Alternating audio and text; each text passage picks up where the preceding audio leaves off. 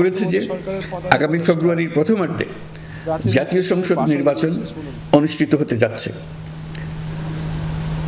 এই নির্বাচন উৎসব মুখর, অংশগ্রহণমূলক ও সুষ্ঠুভাবে অনুষ্ঠানের জন্য আমরা সব প্রস্তুতি গ্রহণ করছি।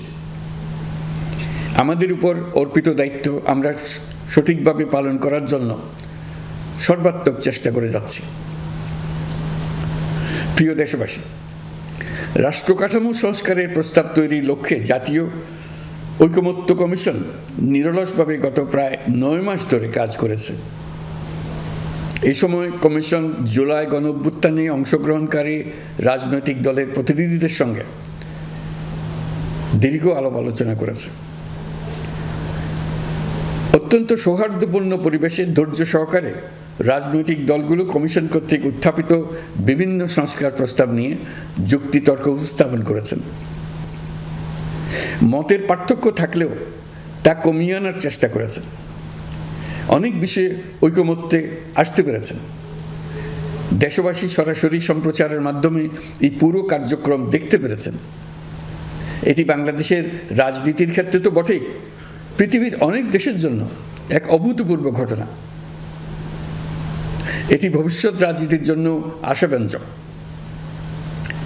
আমি ঐকমত্য কমিশনের সদস্যদের এবং রাজনৈতিক দলগুলোর নেতৃবৃন্দকে গণতান্ত্রিক চর্চার এই অসাধারণ আয়োজনকে সফল করার জন্য আবারও আন্তরিক ধন্যবাদ জানাচ্ছি।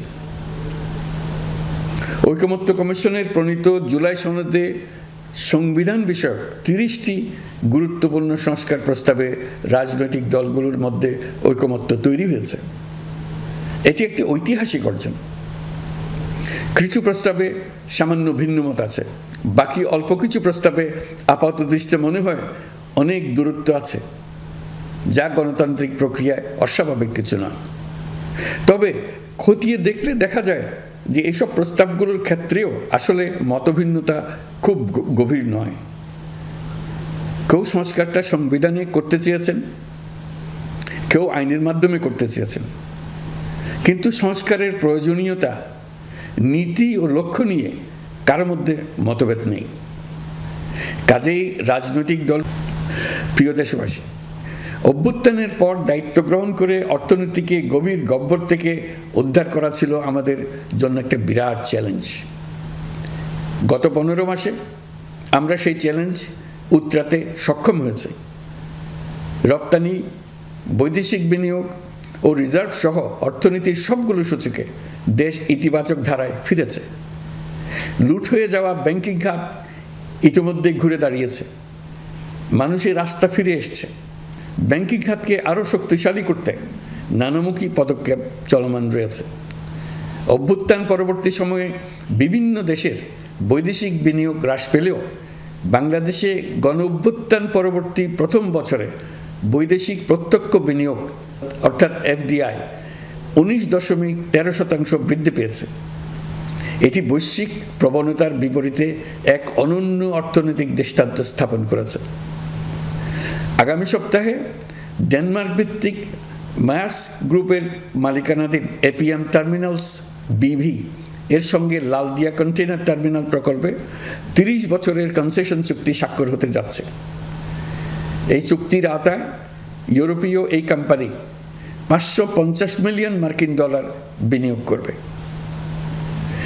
এটি এই যাবৎকালে বাংলাদেশে ইউরোপের সর্বোচ্চ একক বিনিয়োগ। লালদিয়া হবে দেশের প্রথম বিশ্বমানের গ্রিন পোর্ট। প্রিয় দেশবাসী, প্রায় 1.5 যুগ ধরে আমাদের জনগণ ভোটাধিকার থেকে বঞ্চিত ছিলেন। তারা আজ আসন্ন নির্বাচনে তাদের ভোটাধিকার প্রয়োগ করার জন্য উন্মুখ হয়ে আছেন। আগামী ফেব্রুয়ারিতে সুষ্ঠু নির্বাচন অনুষ্ঠানের বিষয়ে অভ্যুত্থানের সপক্ষের রাজনৈতিক দলগুলোকে অবশ্যই ঐক্যবদ্ধ থাকতে হবে। তা না হলে জাতি এক মহা বিপদের সম্মুখীন হবে। এই সম্পর্কে আমি আগেও একাধিকবার আমার আশঙ্কা প্রকাশ করেছি। ফ্যাসিবাদের বিরুদ্ধে 2024-এর জুলাইয়ে মৃত্যুর মুখোমুখি শির উঁচু করে দাঁড়িয়ে দেশবাসী যে ঐক্য গড়ে তুলেছিল, আমরা জীবিতরা যেন অল্প স্বল্প ভিন্নমত ও লঘু বিবাদে জড়িয়ে তার মর্যাদা ক্ষুণ্ণ না করি।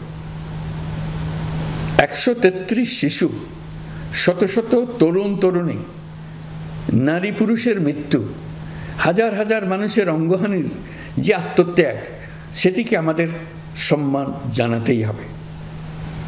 দেশের আপামর জনগণ সামান্য যা চায় তা হচ্ছে এই অগণিত হতাহতের স্মৃতির প্রতি শ্রদ্ধা জানিয়ে আমরা সবাই যেন ভিন্ন মতের প্রতি সহিষ্ণুতা দেখাই, দলীয় স্বার্থ অতিক্রম করে সম্মিলিত আকাঙ্ক্ষা ও জাতীয় চাওয়াকে ঊর্ধ্বে তুলে ধরি।